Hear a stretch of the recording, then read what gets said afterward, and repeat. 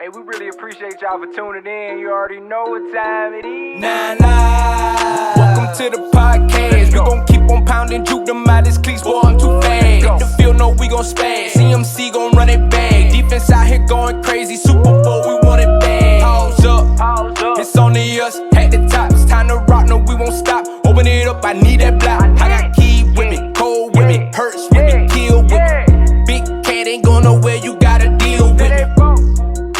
Carolina.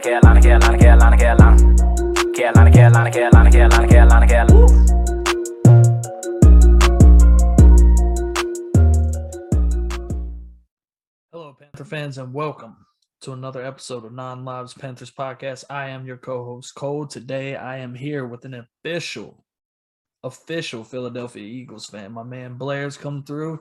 Got a six-pack of questions for him. I'm going to go back and forth with him here a little bit. Hope everybody's doing well. Let's get right into it. Blair, playmakers on offense for Philly. Who do you got? My best player on offense right now is Jalen Hurts. He's the captain. He's the leader. He's the commander in charge. He's doing a great job leading this team, leading the offense. I would like to see the Eagles run the ball a little bit more. We have not run the ball hardly at all. I don't think there's maybe even 50 attempts on the season.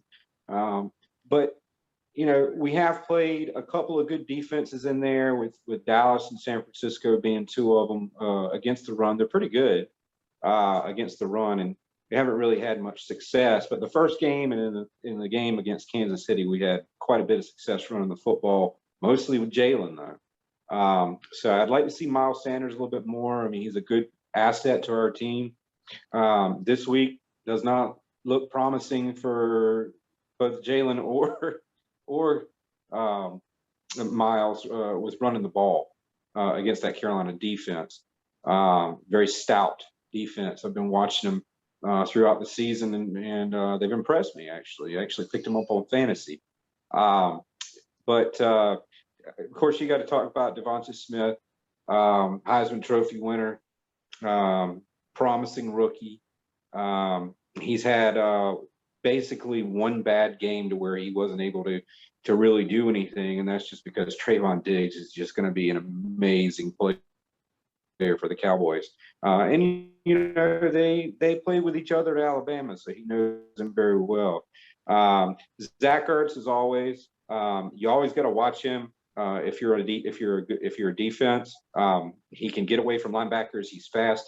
He's not as young as he was when we won the Super Bowl with him, but he's still very fast. He's very strong, and he's got great hands that he's proven many times before. Dallas Goedert, great route runner, great blocker also on the tight end, but can also get out there and pick up some speed once he's out in the open field. You know, a lot of people, a lot of Eagles fans, they'll tell you that the up and coming Quez Watkins is pretty good too.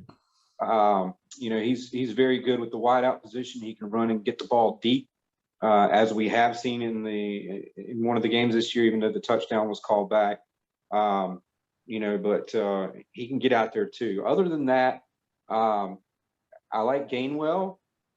I think he's not going to unseat Miles Sanders as the number one running back, but he is a great third down passing back. You know, he can get out there and catch a pass, or he can get out there and just bruise it through the middle.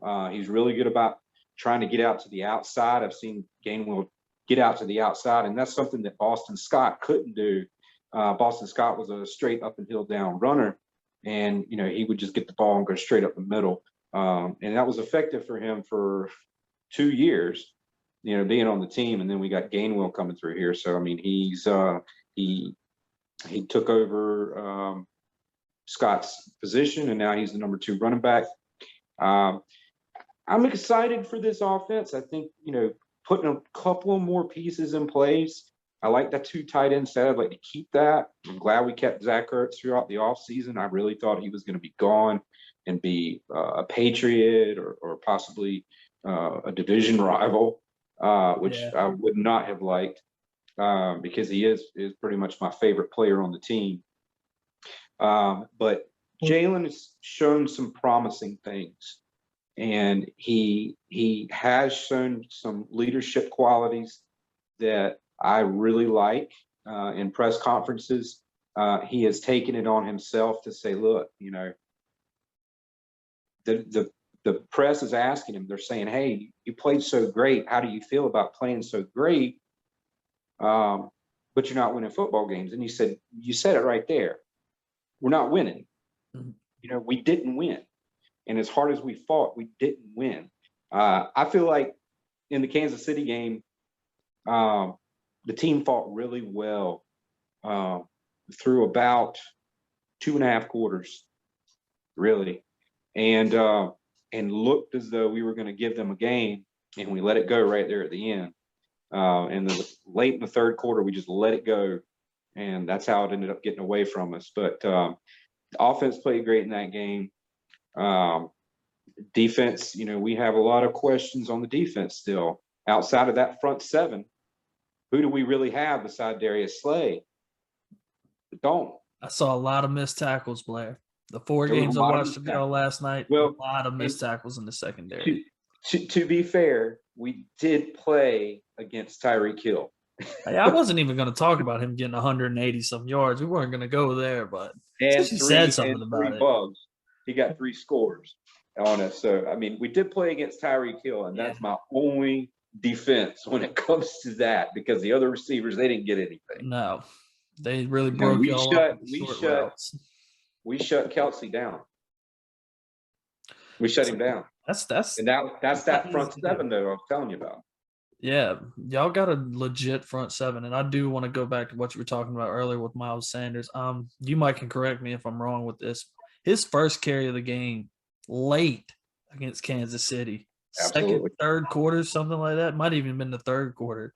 Mm-hmm. He gets his first carry, like I legit noticed because the announcer says something. Looked up at the ticker, and it's the third quarter. That just blew my mind, especially for a number 1 back. Nick's got to get him the ball a little bit more.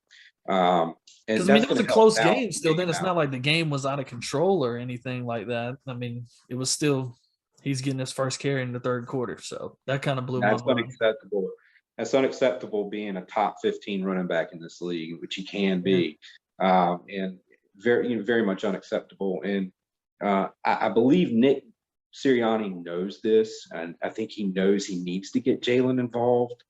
Being a first-year head coach, it can be hard. I'm not going to give him that much flack, and I'm not going to give him that much notoriety either about it, because he has been an offensive coordinator now for 2.5 years. So, he knows how to build that offense, run that offense, and he knows how to balance that offense. And right now it's not balanced. Right. And just to go off what you were also talking about, I want to express a little bit of concern for some of your playmakers on offense. You do have 2 formidable tight ends, and that has proved to be not good for us sometimes. And Devontae Smith is definitely a legit deep threat. He can do it across the board. He runs great routes. But I got to bench him this week, bud. I got him on my team, Blair. I can't start him against the Panthers. He's going on the bench, but he starts every other week. It's not going to be his week. It's going to be tough for him. And, you guys signed Gilly this past week. I don't know if he's going to play or not this week. Is he going to play this week? No, he's still on the PUP list. He's out till probably the New York game. Oh, okay. Well, lucky us. You duck that. I don't want to see him against my players, so let somebody else have them. But a hell of a pickup by the Panthers organization this past week. That was a shocker, because I really thought that Gilly was going to be headed to Kansas City or LA, or maybe even the Ravens. But that was very quick with that. If you would have told me at the end of the last season our secondary this year would have Dante Jackson, J.C. Horn, C.J. Henderson, Bouye, and now Gilmore, I'd have called you out on it. And that's legit what our secondary is going to be when the weather gets cold. It was heartbreaking when J.C. Horn went down. Yeah. That's heartbreaking for a rookie that was so promising, that, was probably the best cornerback coming out of that draft. Yeah. As far as cornerbacks are concerned. But he went down, and Matt Rhule and your GM, they went and fixed that problem for this year. So very smart move. Very smart. That. But yeah, when he gets healthy, your three are going to make that defense even better, and that's scary considering how good they already are. And you know what division we're in? We need them. You've got to have cornerbacks in this division. Yep. Or you will. Too bad you didn't have them last year, because you probably would have been a playoff team. Probably. That and Teddy Bridgewater not blowing 7 games in the fourth quarter. Teddy Bridgewater is going to be. He is what he is. He wasn't bad, but he wasn't trend-setting. He's not the franchise quarterback. Personally, I've been impressed with Darnold. Love him. I did not think it would work out. I did not think that Darnold had it in him to be an NFL starter in this league, and he proved me wrong. He really did. Changing scenery. So, when you ask me how we're going to fare receiving wise against the Panthers defense, it's not going to be good. I'm talking about dump passes is about the only thing we're going to be able to get through to there, using those tight ends are going to be using heavy, the 2 running backs, and to try and get the ball downfield. Jalen's going to be running a little bit. We got some offensive line issues. We got some. Tell me about it, brother.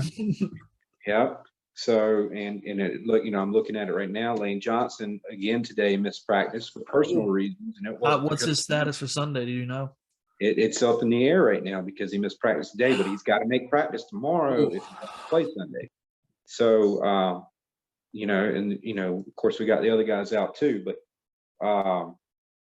Malita is he's going to be out.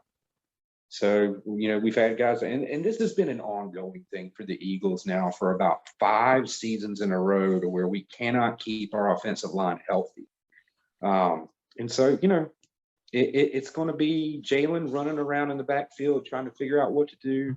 As long as the Panthers defense comes in early to Charlotte on Sunday and does what they're supposed to do pregame and during the game, I see, honestly, and I'd hate to say it, but I honestly see the Panthers probably blowing us out by 3 touchdowns. Ooh. That's music to my ears, Blair, and you were right on time with that, because I want to get into my playmakers on defense. I won't go too crazy because, our fans page knows what's up. You follow us, you know where the strength of our defense is, and that's across that line. Burns, Big Brown, and we even got the additions with Daquan and Morgan Fox this year, and they've been playing good. Last week, we got manhandled. Dallas just took it right to us. Everybody else on all the other shows, they talked about it. They just did double teams pretty much. They take your defensive tackles and they get them out of there. And it just opened it right up for Zeke and Pollard, and we got gashed over 150 yards. It was not something I was proud about. So should be a big called your bluff. Those blocking schemes that Dallas had were ridiculous. They were just throwing us around. It was embarrassing. So yeah, it's going to be a big week for those guys. When you take away that part of the game, you open up the running game for the offense, and they really kind of called the Panthers bluff, being a top tier defense. Now we're gonna run at them. McCarthy's game plan was to run at him, unleash Zeke. Mm-hmm. Basically, is what he did, and kind of unleashed Zeke against us, because that was really the Eagles game was the first game that Zeke really did anything this season so far. And we're a quarter into the season now. Zeke is nowhere near the top 5 in the league in rushing for running backs. Yeah. So, all right, let's go on to the next question I got for you. Yeah, he killed us. I'm out of it. I don't want to talk about Zeke anymore. Playmakers on your defense. Let's hear it. Javon Hargrave, 5-sack master this year.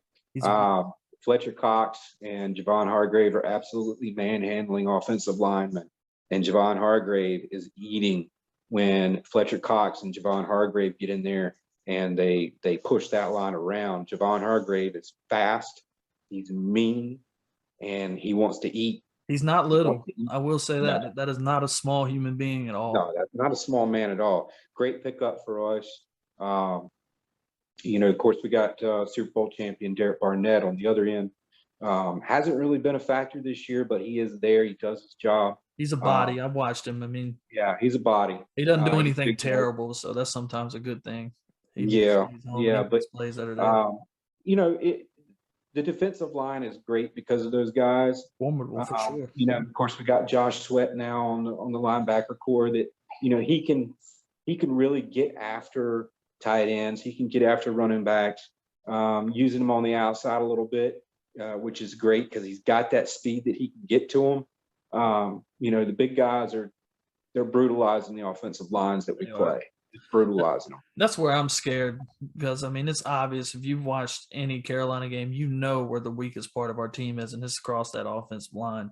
We got Taylor Moton, and then I wouldn't trust any of the other ones, and we've said that multiple times. Paradis is okay, but we're not getting the initial push. We're not getting the initial push, and then we're not getting those 20-yard runs, not getting the big explosive plays, and then you're asking Sam to do it all and put the team on his back with him and DJ Moore. And that's what it's been the whole year to me. Yeah. Well, when I looked at this game on the schedule, by the way, this is the first time that I'm not going to be at this game for the first time since 2003. I had it circled because I was like, there's no way with this defensive line that Christian McCaffrey is going to get 100 yards rushing on us. And, of course, now we're not going to know. I don't think Chuba's going to have 100 yards on you. I can almost guarantee it. It's unfortunate. No. And we've already kind of touched on it, but of course, who my key playmakers are. I'm going Darnold and DJ Moore for this game. They'll DJ Moore. Everything. DJ Moore's had a great season, top 5 right now. So that was going to be a part of my next key matchup. I was going to go him with my key matchup, but I'm not. I'm going to keep what we originally talked about. I'm going to go my man, Dante Jackson, against your boy, Devontae Smith, if he's lined up against him. I'm pretty sure he probably will be. Talk about some speed, man.